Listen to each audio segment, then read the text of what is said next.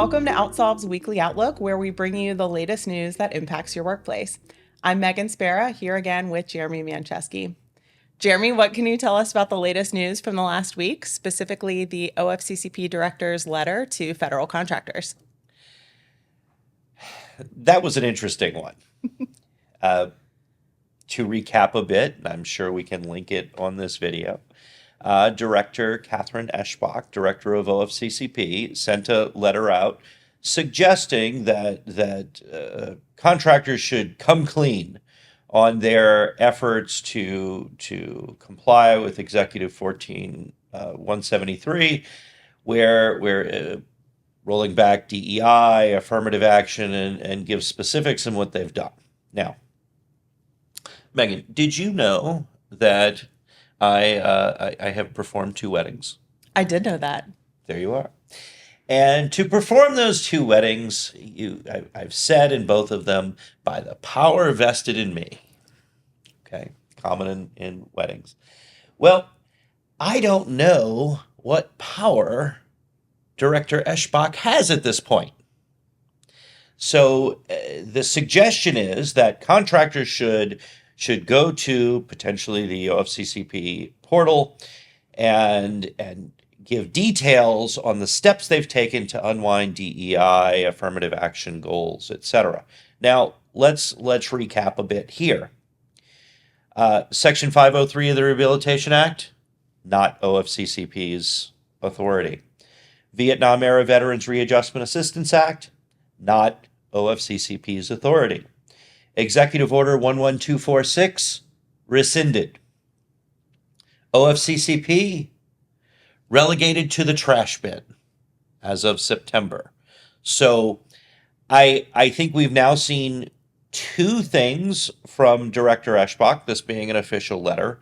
The second, and the earlier information we've heard from her was a very direct email to OFCCP staff shortly after she got the role, suggesting some wild and crazy things that OFCCP was going to do. And by the way, she was going to be firing everyone and all of this. Hadn't heard from her since until now. I think contractors are well advised to simply do nothing here. There is no carrot offered for doing this submittal as suggested. Very questionable justification, and maybe the biggest why. Why would anyone do this? So right now, do nothing.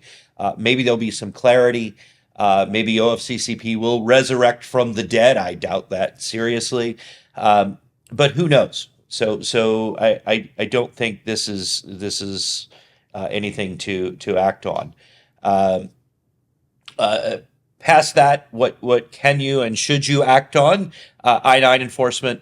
All the various regions of ICE have been given very broad goals to increase enforcement. Again, like we've said in this series many times, you certainly don't need to go too far into the news cycle to see that immigration is an important topic for this administration.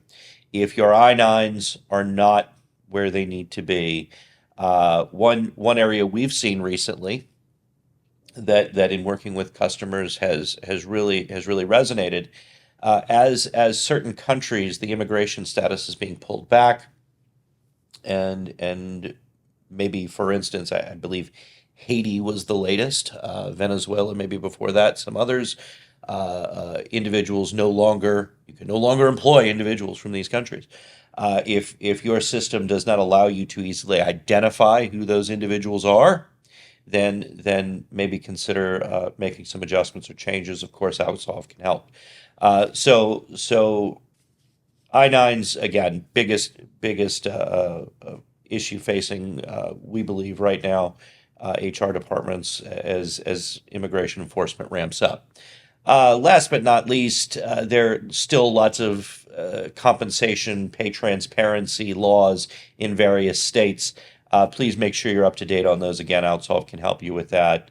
We keep track of all that and perform these for you.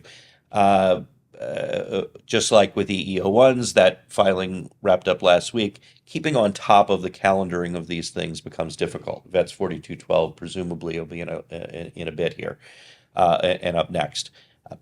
That's what I've got this week. I know OutSolve received their, I believe, seventh Best Workplaces Award. That's right. Very excited about that. Just had the plaque put on my desk this week, and very excited for the team and what we've accomplished together.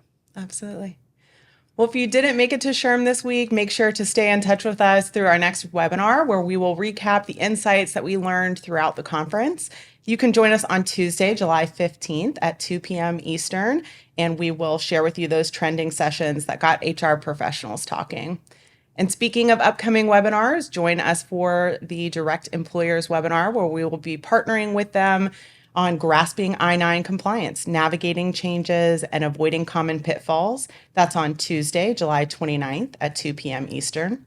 And as always, keep the conversation going on OutSolve's HR Gumbo City, our Slack community that's built for HR professionals. You can hear what others have to say and join in on the conversation. Go to outsolve.com/HRG-city to join today.